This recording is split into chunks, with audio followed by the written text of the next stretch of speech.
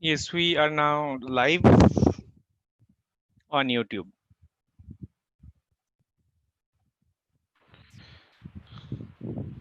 So do we get started? So it's almost Yeah, I think it's 5 to 7. 8:35. Let's get started. Okay.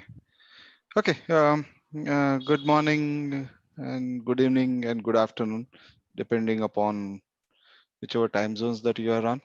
So I'm Mahendra Hote. So today I'll be talking about my experience of the various role-related IT patterns, particularly with respect to the product owner. And of course, a lot of credit goes to the various books that I have read also. So, quick introduction of myself. So this was my first innings in this is in the cricketing terms. So we call it as a first innings. So this was my first innings. I was with the Indian Air Force right after my engineering, and in my second innings is what I moved into the IT industry in the late in the 999 2000 type of a thing. So rebooted as a developer, then played the role of the project lead, project manager, program manager, and then moved on to become a scrum master. So that is where my agile journey started, literally way back in 2010 9 2009 2010 time frame. Then moved on to be an agile coach, been part of quite a big transformations. And this is what I am passionate about. So I have my YouTube channel wherein I keep on posting my learnings on the various agile aspects. You can look up on YouTube. And this is what I firmly believe in. I Most of my knowledge I picked up from the open source and the YouTube. So I firmly believe in sharing knowledge and uh, keep learning, be it technology, techniques, anything. And I'm a firm team player. That is me. Now, getting into the uh, anti patterns of the product owner, which is the topic of today. So I'm naming certain product owners by some name. So it is my own invention and my own creativity. So this is not any bookish term. So first one I'm called it as a Mr. Know It All. The you'll see a lot of product owners who don't involve the stakeholders. When I say stakeholders, the external stakeholders, the external customers to the great extent, and even the subject matter experts while writing their stories. So they think that they know it all. That's a big anti-pattern. They're pretty egoistic. While the expectation is that the product owner collaborates with whomever it is necessary and keeps himself or herself updated on the various market trends and interacts with the actual users from the field on the constant basis, interacts with the various persona of the product uh, for for the product that he or she is a product owner on.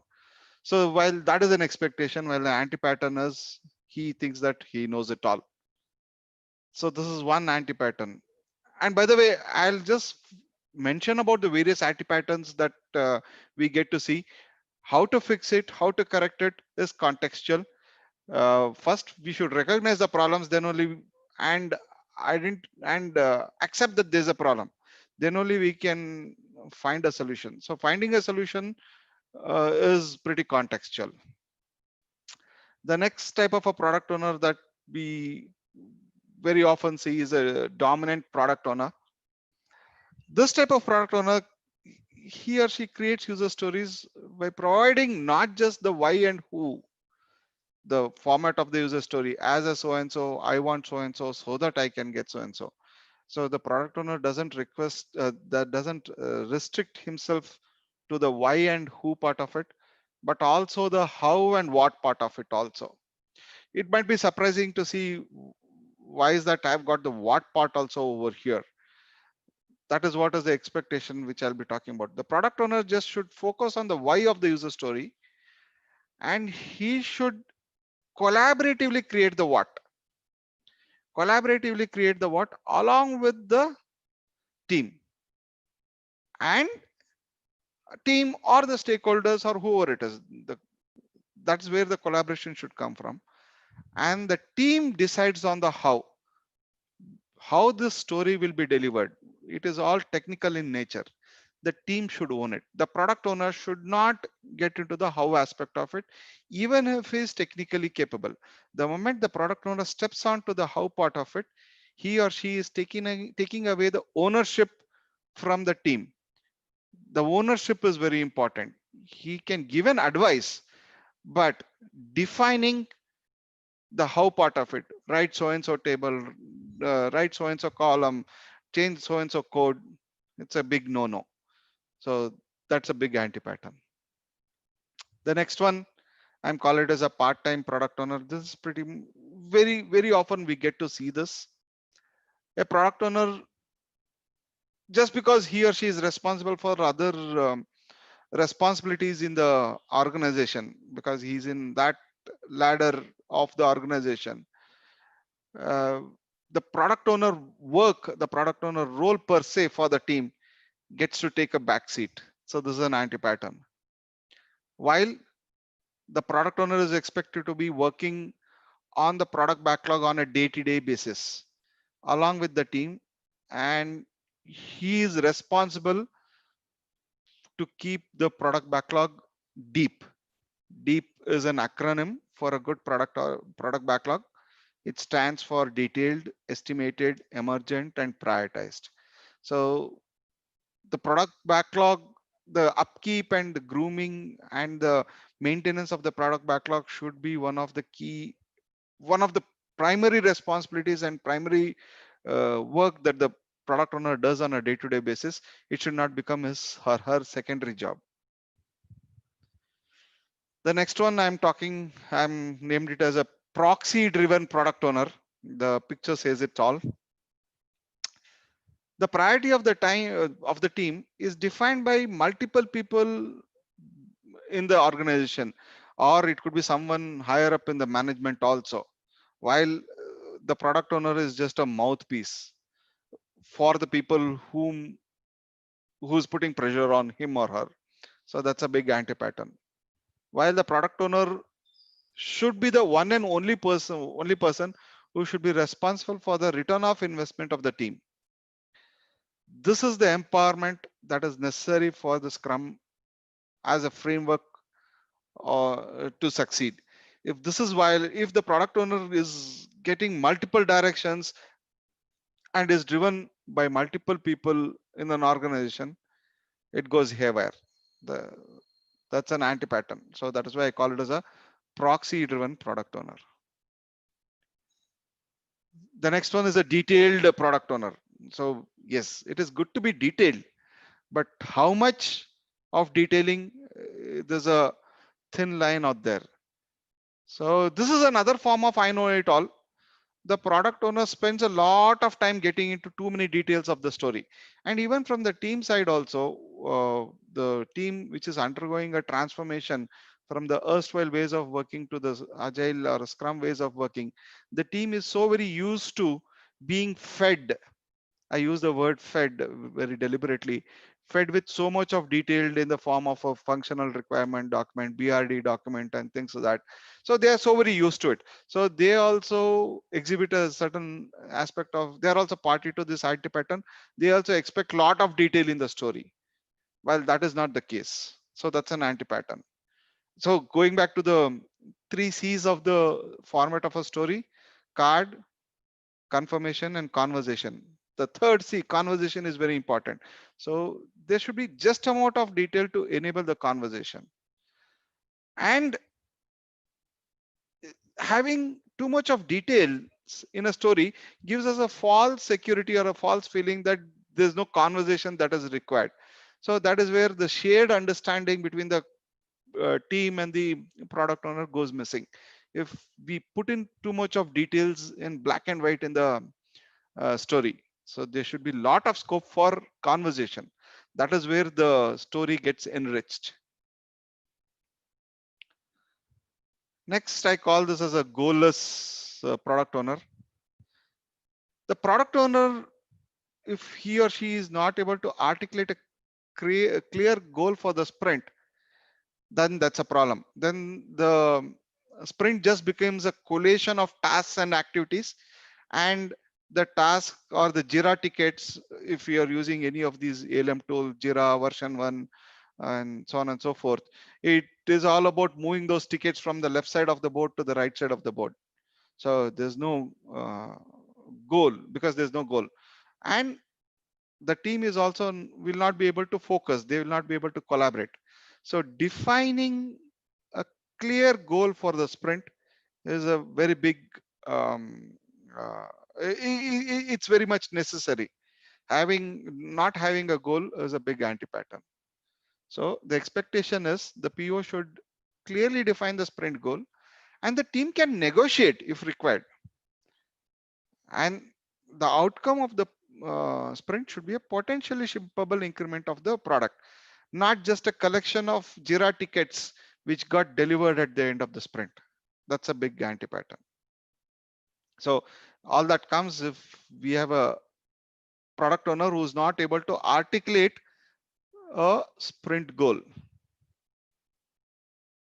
Next, I call this as an inflexible product owner. A product owner is just not flexible enough to adjust the acceptance criteria or the scope of the stories. So the invest criteria of a story, the N part of it, N negotiable. So he is violating that. So that's a big anti-pattern. So a product owner needs to be flexible enough with respect to the scope of the story, with respect to the acceptance criteria, with respect to the priority of the story. Basically, he or she needs to be flexible enough when it comes to all of these aspects, scope or priority and things like that. Now, the expectation is if the work on the task reveals that the agreed upon acceptance criteria are no longer achievable and things like that, the team needs to adapt to the new reality. If there's certain things that are needs to be negotiated, the team and the entire ecosystem should adapt to it. Blindly following the original plan. Okay, we had these scope and this was the priority and we'll go with that. So blindly following that plan violates the core Scrum principle itself of being flexible, being agile. So an inflexible product owner is a big no-no.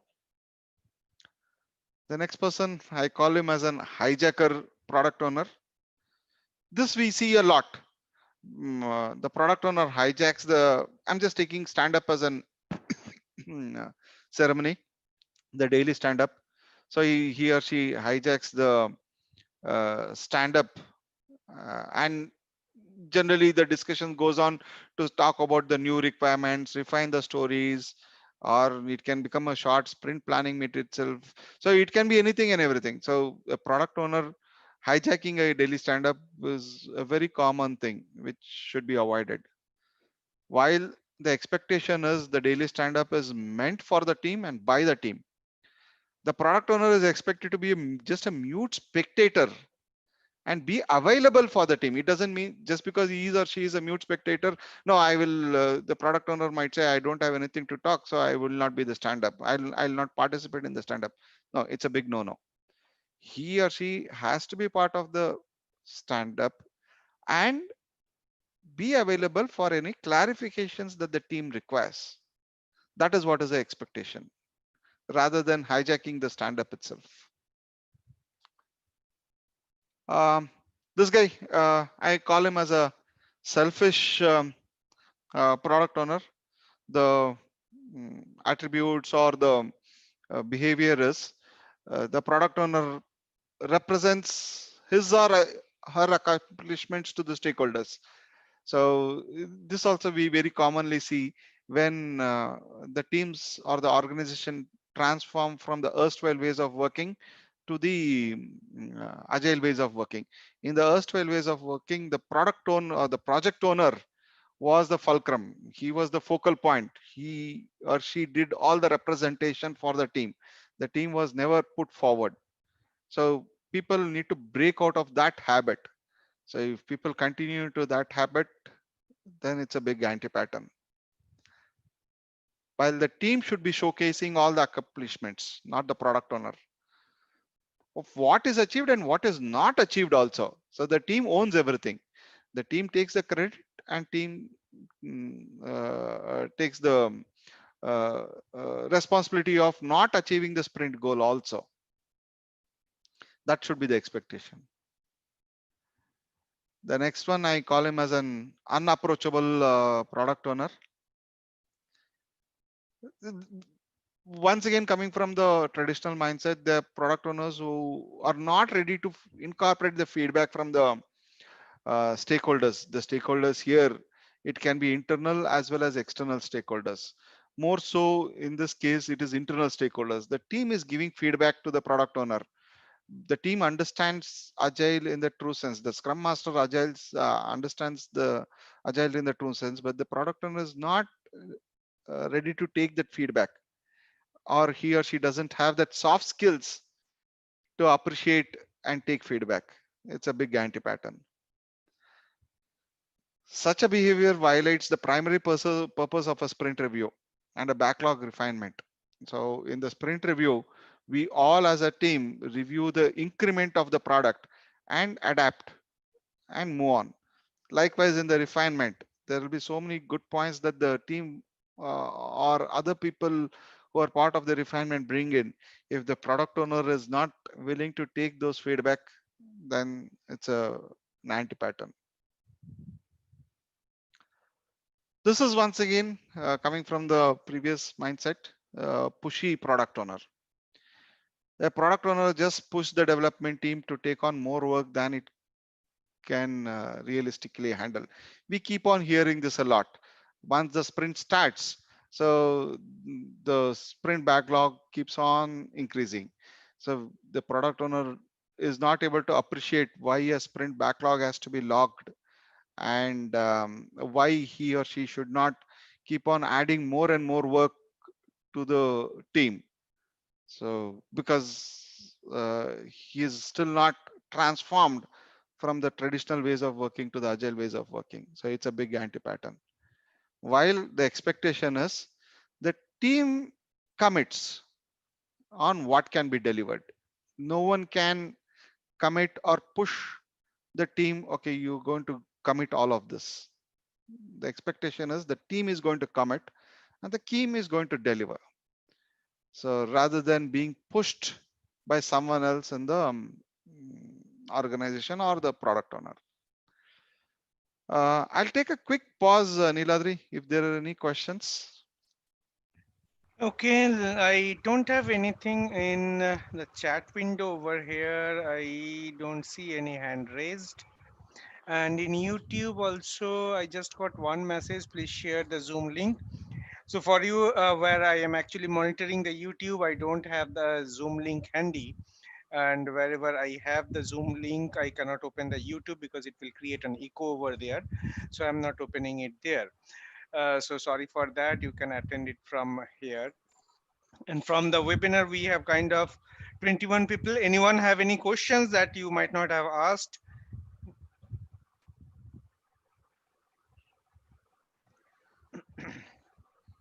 Okay, I think Okay, we can continue. we can continue. Okay, thanks. This guy, I'm calling him as a questioning product owner. So this is once again coming from the erstwhile mindset. The product owner does not accept the estimates of the team for the stories and drives his or her point. So he always questions the estimates given by the team. Here, once again, the product owner needs to understand. So generally, the general practice or the most popular practice of estimating, I use the word sizing, sizing stories in story points. So the product owner needs to understand that story point is all about the size and the quantum of the work, and it has got nothing to do with the hours required to deliver the work. So just because a product owner is from a technical background, uh, he or she cannot uh, force the team on beat on the hours that is given to the particular task or the size of the story point. He or she doesn't have any say in any of this. So the expectation is the sizing of the story is done by the team, and the team owns the size of the story. And once again, what is story point, what is relative sizing, I'm not getting into all of this. And if the stories are broken down to the individual task, the technical how part of it, and if it is estimated in terms of hours, that is also owned by the team. The product owner has got no say in that. That should be the expectation. Next, I call him as a micromanager product owner. This once again comes from the erstwhile thinking, the traditional thinking. The product owner minutely tracks what each and every team member is doing. This is once again, just because there's so much of transparency, it doesn't mean that the product owner starts tracking everyone in the daily stand up. Okay, you are supposed to do this, you are supposed to do this, what happened to this, or no. So he's not a micromanagement. So transparency of the scrum doesn't mean that we have to do micromanagement. Or it is, the transparency is not there to do micromanagement. The transparency is there for a different purpose. The team is expected to self manage themselves, and the product owner is not expected to interfere in any of the team management. If so, that is what is the expectation.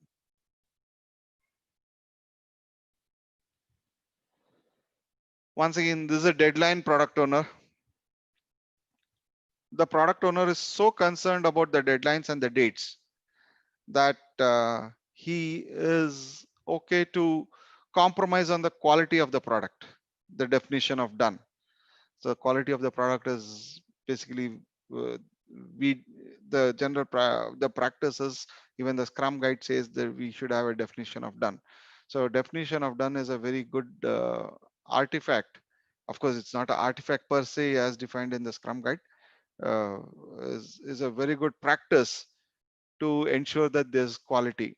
So just because a deadline is approaching, or we got to complete some, make a release, or the sprint is ending, we compromising on the definition of done is a big no-no.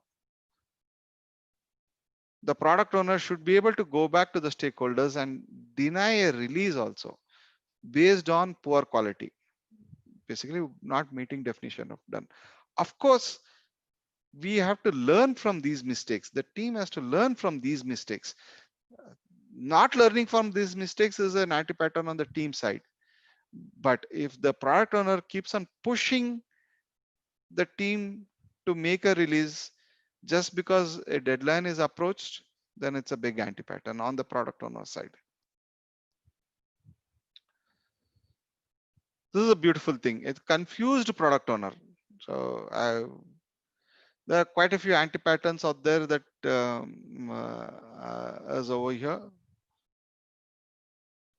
We see a product owner feels that it is not his job to maintain the product backlog, and it is okay. The thought process is okay. A Scrum Master is pretty much not so very occupied, because that's a different topic altogether. Why it is so? So the product owner delegates everything to the Scrum Master, or to a lead, or to some other person for maintaining the backlog itself. It's a big no. Once again, so since the product owner comes from the business side, the erstwhile business analysts and the business people step into the role of the product owner. They have that clout and they have that authority in an organization. So they think that the Scrum Master is actually a project manager's job, and the Scrum Master should chase the people and get the job done. That is a big no-no. So that thought, or that if a product owner has got that viewpoint, it's a big anti-pattern. Once again, a product owner, if he or she is technical, they get into the architecting of the solution itself. They're stepping onto the how part of it. It's a big no. And I've seen this also quite a bit. A product owner should know where his boundary ends and where the boundary of the scrum master starts. So a product owner playing the role of a scrum master also is a very big anti-pattern. And I've seen wherein the same person is playing both the roles, the product owner and the scrum master role. So that's an anti-pattern. That's a flaw in the way the org structure itself is set up. So a product owner confuses his role with that of a scrum master is once again a big anti-pattern. And here once again, just because a product owner comes from a particular department or a lead or a manager, uh, nominating such a person as a product owner without he or she having that necessary skill sets or the domain skills for the particular product is a big anti-pattern. So here it's a very big, the entire role clarity of the product owner itself is missing. So it's a very big topic. Does the product owner know what his role itself is in the first place is a question. Well, so just a quick summary. I know it all PO, a dominant PO, a part-time PO, a proxy-driven PO, a detailed PO, a goalless PO, inflexible product owner, hijacker product owner, a shellfish product owner, unapproachable, a pushy, questioning, a micromanager, a deadline oriented, and finally a confused product owner. And yes, there will be many more such anti-patterns that you will have. So this should get you all thinking as to what are the various anti-patterns that the product owner can exhibit. Well, this is what I had.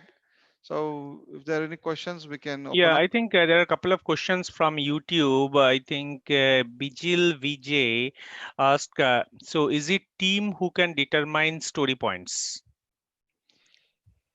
It is not who can, it is always the team who will define what is a story point. So none of us, including the product owner or the scrum master or the coach or the architect or the subject matter expert, they cannot define what a story point is for a particular story. I use this term doers, hands-on keyboard doers. Only those people who are hands-on keyboard, and when I use the word constructing rather than developing, who are constructing a potentially increment of the product, define the story point, inclusive of the testers, inclusive of the database engineers or the DBAs and the developers. It is just not the developers. All of them collectively construct a potentially increment. Those are the people who will define what the story point is for a particular story. And once again, keeping in mind the various aspects of the story point, relative sizing and all of that. Did I answer? If whoever has asked that question, if you I think can. he is in YouTube, so he'll not be able to mention Oh, that. okay. Okay. Okay, so there is another question from the same person. Mentioned means PO doesn't have any role in determining how such story point to be taken. I think we answered that. So, Right. so the PO, I extended a bit more further. Neither the PO, nor the Scrum Master, nor the line manager, nor the architect, only those people who are hands-on keyboard, incrementally building your incremental building your product, are the people who are authorized to define the story point. Right. So I think we have one more questions at YouTube. That was from Karupya Chidambaram. It's not a question. What he mentioned, PO does not provide information on why and how it is been handled by dev team. PO only held responsible for what? See, why, how we spoke, how is the technical aspect of it? So why the the story format itself has got a why in it. As a so and so, which is the who, I want so and so, so that the benefit, the why is already there. So the story point, the story format itself is the why is incorporated as a part of the story point. So the PO will define who, the persona, the end user, and why. What is the benefit for that particular persona or particular user? And the what is co-defined. Of course, the how is completely owned by the team. I know whether I don't know whether that person, you can unmute that uh, unmute Chidambaram and we can have a discussion whether it is clarified or Chidambaram not. is in YouTube, so he's Oh, not be they will able not be able to. to speak Yeah. up also. Okay, okay. All right. So one person from this group who asked, I think the name mentioned is TAS. In confused PO, we discussed about PO asking SM to chase. Is it about chasing for requirement clarification or the deadlines completion? Chasing comes from the aspect of generally the erstwhile ways of working. So the when any organization undergoes a transformation, the straight away fit for the existing project managers. Okay, Scrum Master also looks like a project manager role. So let's make the project managers as Scrum Masters. And the old habit, I also been a project manager. The whole habit of a project manager is keep on chasing people, be it for deliverables or be it for whatever it is, rather than letting go or let the team own it. So that's what I meant. So it can be chasing people for any aspect of it, basically negating the aspect of self management is what I meant over here. TS, did I clarify? Okay, thank you. Yeah. All right. So there is one more questions in YouTube asked by Gumma Kadi. Now we know anti-patterns of PO. Who is responsible to hold PO accountable to improve on those points? Very good question. So it would be surprising if I say it is a Scrum Master, because what is the primary role of a Scrum Master? The primary role of the Scrum Master is to uphold the values and principles of the agile ways of working, values and principles of the manifesto, values of Scrum, values of XP. And it is the Scrum Master who's supposed to bring in that agile mindset in everyone. I know it is a difficult ask. That is where the Scrum Master can take the help of the coach, or if it really, if push comes to shove, the Scrum Master has to take it up with the management. Because if the PO doesn't change his or her behavior, then we are not even agile. So for which the primary responsibility lies with the Scrum Master. So that is the last option, that you approach the management. But if you ask me, everyone needs to be given that benefit of doubt that we are all learning the new ways of working. So the Scrum Master plays a very important role in coaching the product owner. First, of course, the Scrum Master should understand it thoroughly. Then only he or she can do it. And take the help of the coach also. Did Yeah, I I clarify? Whoever think has that that? person was from YouTube, and I Oh, okay. think, Okay. yeah. All right. So anyone from in this group or in YouTube, do you have any other questions that you wants to talk about or you want to ask? I don't see Or any anyone other is raising. questions? Okay, I If got not on the, one from Prava. What if the PO is the architect in the product team? that's what.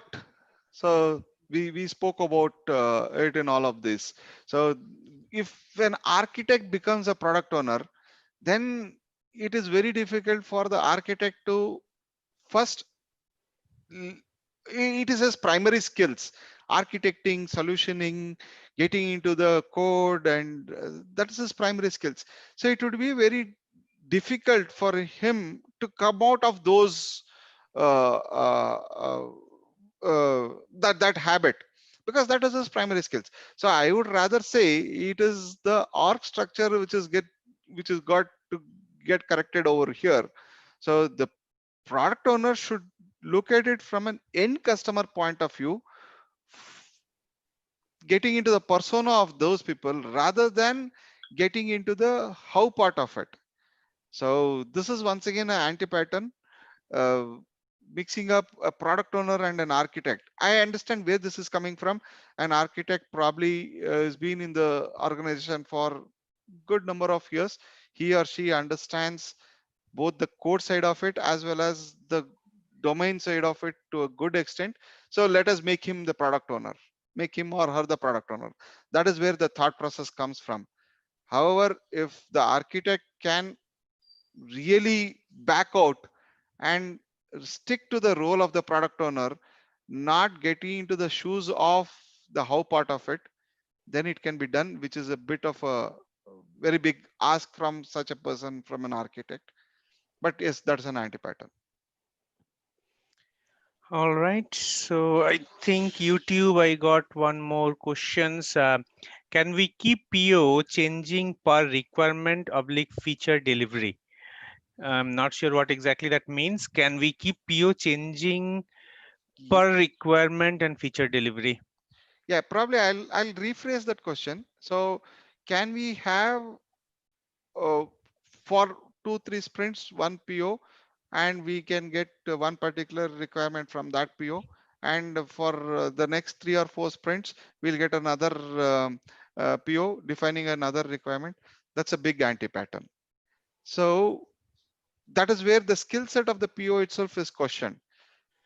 The organization has to choose a product owner who understands the domain and the product and can articulate it as the customer wants it to the team. So keeping on changing the product owner itself is a very big anti-pattern. All right.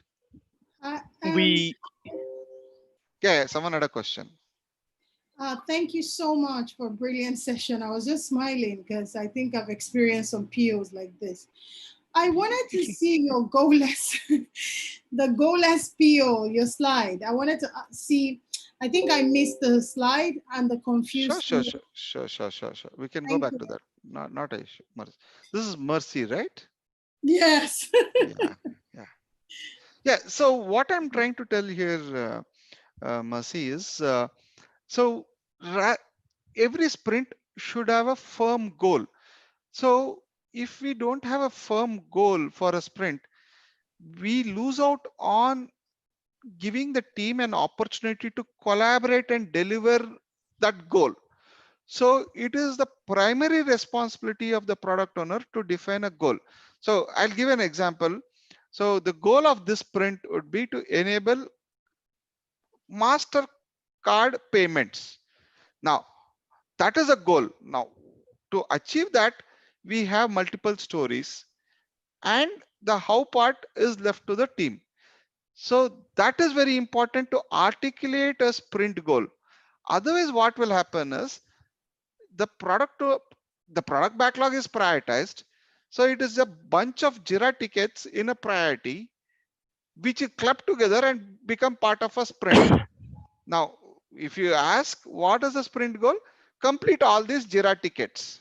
So it is very difficult for the team to see the big picture. That is what I'm trying to convey over here. It's a big ask. So the product owner has to really think through, okay, what is it that I am by delivering, by completing this sprint, maybe 2 weeks, what is it that the life of my customer will change? How will it add value to my product at the end of this 2 week sprint? that should be the vision of the product owner. So that is what I meant by a goalless PO. Did I clarify, Mercy? Thank you. Thank you so much. Can you explain the 15th one? I can't remember what's this called now. I think if you go the confused Nadesh. PO, the confused PO. Yeah, these are terms that I just made up so that it looks so we can relate to it. By the way, Yeah, miss. Yeah. What is it that I can clarify over here? can you? Or you want me to? Yeah, can you explain? Yeah. Sure. So here it's a big gamut of things. So first is I've just given a couple of pointers wherein the PO is confused of his job itself, in the sense his role itself. So a PO feels that it is below the paycheck, below his grade or below his paycheck to maintain a product backlog. Why should I punch in stories into the tool, be it the Jira tool? No, it is a clerical job. I'm not going to do it. So let someone else do it. Or I mentioned that so a product owner generally comes from an hierarchical structure in an organization wherein he has that authority and level of he comes from that level. He or she thinks that okay, I have a scrum master, so the scrum master should take care of chasing people and getting jobs done. And this predominantly happens in an offshore on-site type of a model. Generally the product owners are at on-site, and because of the time gap, and if the team is at offshore with a scrum master and the entire team here, the product owner directly interacts with the scrum master, and if something is amiss, the product owner holds the scrum master responsible. The product owner expects the scrum master to chase the people and get the things done. So that's a wrong thinking of the product owner side. And we spoke about this, the architect becoming a product owner. The product owner should come from the business thinking, the domain thinking, and the end user perspective thinking, rather than the solutioning thinking. And once again, the product owner stepping onto the shoes of the scrum master. Okay, getting into the scrum master's role, be it the metrics part of it, or be it the velocity part of it, or driving the retrospective, facilitating the retrospective. So he or she getting into the scrum master's role, it's also a big no-no. And the last one, there could be many more. So just because you have a functional manager or a lead in the, or I'm heading a particular department, I become a product owner. No. So that's once again. So here it's a big gamut of things wherein a product owner doesn't understand his or her role itself. Of course, the organization who set up that team also has got a role in this anti-pattern, but yes, it's a confused product owner. He doesn't know where his boundary ends and where the other boundary starts, type of a thing. Did I answer, Mercy? Perfect. And by the way, I love the way you succinctly named all the POs because Yes, that's really very interesting. Yeah, thank You you. know, Thank even you. I so appreciate apt. I that. love it. I love Okay, it. we have one more question. It's from Sanjay Mukherjee. What he asks is if it is found that a PO is not in sync with the Scrum team and in a way detrimental to the performance of the team due to anti-patterns, what happens to the PO and who takes a call on that? Yeah. So once again, like I always give that benefit of doubt, and I've also experienced this. So the PO is generally the product owners are in a hierarchical structure coming from a bit more up in the ladder. So it is once already they are having that clout and the ego with them, point number one. So it is for me as a scrum master to get him or her understand on all of these anti-patterns and why it is so. So there's a wonderful book which has come up very recently, Fixing Your Scrum, by Ryan Ripley and Todd. I forget the last name. I think it's Todd Miller or something. Ryan Ripley is. You can hear about this book in the Spotify also. I can share the link afterwards in the chat. So this talks of a lot of such anti-patterns on the product owner side. So we are, as a Scrum Master, I have to make that attempt to get the product owner on board and explain to him, probably on a one-on-one basis, have a one-on-one candid chat with him, go out for lunch with him, have tea, have breaks, explain to him why such a behavior is not right, and if required, take help of your coach. And the worst case is go to your management. That's the last option, because at the end of the day, the product owner, if he or she doesn't understand agile in the true sense, the results are very drastic, and we'll end up blaming Scrum or Agile. Agile doesn't work or Scrum doesn't work. While the people who are, you can't play the, so I give this example very often. Just because handball and football have a goal and have a ball, you can't play the football with the rules of a handball or vice versa. So you can't execute an agile or a scrum with the old traditional mindset. So we'll have to take the last resort, go to the management and explain, give quite a few instances. And if the management is serious about the agile transformation, the management will surely hear to you. I hope it was a long answer for a short question, but that's what it Yeah. is. Okay, there are two more questions. I think I'll be able to answer that. One of them asks, can we also have one session on Scrum Master anti-patterns? It is Would be coming up. helpful, just a request to take if possible. So we already have scheduled that on 18th of July. If Once you again go by me. into Yeah, so that's again by Mahendra. He will be talking about the anti-patterns for the Scrum Masters. So if you go into Agile Digest website and events calendar, you will able to see all the webinars that we have scheduled, and you will find the 18th July. If you register, you will automatically get the meeting invitation, and at the same time, if you register, I will send a meeting invitation separately. Okay, now go to the next question. Sally, she is asking, hello, is there a way we can see this presentation? I missed earlier part of the session. This is extremely interesting topic. Definitely, we will go on. This is right now on YouTube Live, and it will also be available in YouTube once this session is done. You can watch it anytime, whenever you want. Mahendra Hote is his own YouTube channel where also it will be available, and also in Agile Digest YouTube channel. Wherever you like, you can go there. Mahendra, probably you can mention your YouTube channel name so that people can get notified on that as well. Yeah, it is. Initially, I had it as Agile Enthusiast, and unfortunately, Google picks up that from, and it linked up my phone number.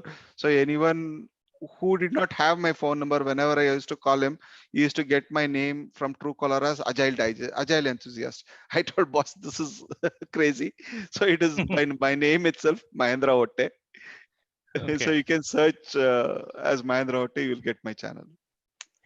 All right. Okay, then I have a question from Bhumi Shah. When PO is team lead in terms of responsible for team appraisal, then how does smooth collaboration can be achieved? Yeah, very good question. This is Bhumi, right? Right. Yeah, Bhumi, this is a very good question. Uh, Appraisals have to be relooked at in a totally different way.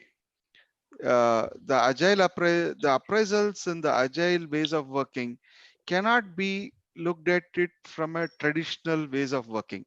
So here, uh, uh, I extend your question a bit more further. I've seen setups wherein the entire team reports into the Scrum Master. That's a big anti-pattern. It's a structural flaw of the organization itself. So the management who's looking into agile transformation has to have a serious look into this. So the appraisal structure itself has to be revamped. Otherwise, getting these or abiding, the team abiding and the entire ecosystem abiding by the Scrum values and principles will be a very big challenge. So getting the team collaborate. I'll give a simple example, taking a bit more further. So we expect the team to collaborate each other and help each other and collectively own the deliverable. While the old ways of working was, I'll showcase whatever I have done. So now it is a team delivery. So how do we appraise the entire team? So entire thing has to be revamped. Yes, it's a different structure altogether, but that has to be done. And I have seen organizations wherein you'll be surprised, the year-end hike, year-end percentage hike is defined by how much the team is able to deliver the potentially shippable increment, how much they are able to raise the bar on the customer satisfaction for that particular product. So it becomes a collective team effort. Then it's a fertile ground for the team to collaborate themselves, because your appraisal system is also like that. So that is what it is, Bhumi. So Mahendra, can you explain to me micromanager PO? What's the difference between the micromanager and the confused PO? Yeah, confused PO. Yeah. Confused PO. I just put anything and everything which is not falling into this. I call it a confused PO. It's a big One who umbrella. is not confident. Sorry to interrupt you. Yeah. More than confident, one is And not he's not clear. aware of the acceptance criteria, basically. No. Confused PO is all about one who is confused of his role itself, whether I am supposed to do the Scrum Master role or solution architecting and things. That's what it is. Here, when I say micromanage, so just because there's a lot of transparency, so we believe in transparency as a Scrum team. So in the daily stand-up, everything is laid out on the board, everything is transparent. Now, just because the product owner is coming higher up in the ladder, rather than focusing on helping the team to move forward, he or she starts looking at, okay, you were supposed to do so and so thing yesterday, why didn't you do complete it? So where are you on that? So it becomes a micromanagement. He is misusing the transparency that the ecosystem is giving. That's what I mean by micromanager PO, Mercy. And the confused PO is, he is totally confused about his role itself from all angles. These are made up terms so that it just sticks in our head. So this is No, but just I love it. Thank you so much. Thank this is you. just my creativity. So it's just that made up terms. Yeah. All right. So the next point, someone mentioned Santosh. So please tell the name of the book in the chat that you have mentioned. So you can type in the chat, So and we'll go into fixing your Scrum. Yeah. So So that's very simple. You can just write in fixing your yeah, Scrum will be very simple. yeah. Then Pradeep, you mentioned fixing your Scrum. Okay, he already answered that. Practical By solution to common Scrum problems. by Ryan Ripley. Yeah, that one. Yeah. Why? I think there are a couple of more questions. Let me just scroll down. Okay, there is wow. Thank you from TS. Sally, thank you very much. Santosh, thank you. And in YouTube, I can see. Can this is from Makaran Kisti. Can we keep PO changing? Per okay, this is we already talked about. One another one. Amy asked boundary line between PO and SM. Okay. So product owner is primarily responsible for, if I can put it in one phrase, product owner is primarily responsible for the return of investment of the team. number one. Number two, the product owner's primary job should be to interact with the customers. When I say customers, end customers or users, and get into their persona, get into their shoes, and define what is the roadmap for the product. You should have a revision for the product. Okay, 2 months down the line, 3 months down the line, you should have a vision. So that is his primary responsibility. Visioning of the product, interacting with the end customers, and he or she should be having the domain knowledge and the product knowledge. So that is a product owner. Now, on the Scrum Master, the Scrum Master is primarily responsible for creating that agile mindset and the agile culture in the team, the product owner inclusive, and the ecosystem also. When I say ecosystem, it's just not that 7 to 9 member Scrum team. The members outside the Scrum team, it could be your management, it could be anyone. So the Scrum Master's primary role is to uphold the agile values and principles, the Scrum values, and get that team spirit, the team working collaboratively in a servant leadership mode. That is very important. A Scrum Master, if he or she is operating from a command and control space, then that is not right. So that is a primary differentiation between the product owner and the Scrum Master. Product owner responsible for the return of investment, external customer facing, persona facing domain. Scrum Master, internal agile values, principles, working with the ecosystem. And the Scrum Master's primary responsibility is to remove impediments. If your product owner itself is an impediment, then the Scrum Master has to fix it. So that's a Scrum Master's role. Did I answer? If I don't know whether it's YouTube or Zoom, whether that person can.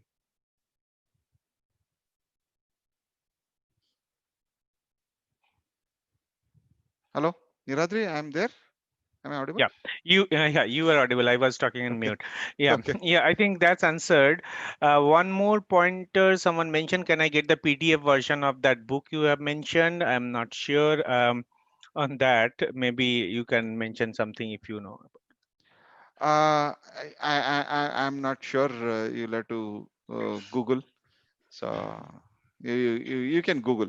So we all are good at Googling. So you might. Yeah. I All don't right, know. I I don't think know. that's we have all the questions covered, and we are just in time as well.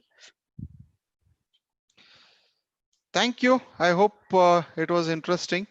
So It was. Thank you so much. I've Thanks. sent It you a was beautiful LinkedIn session.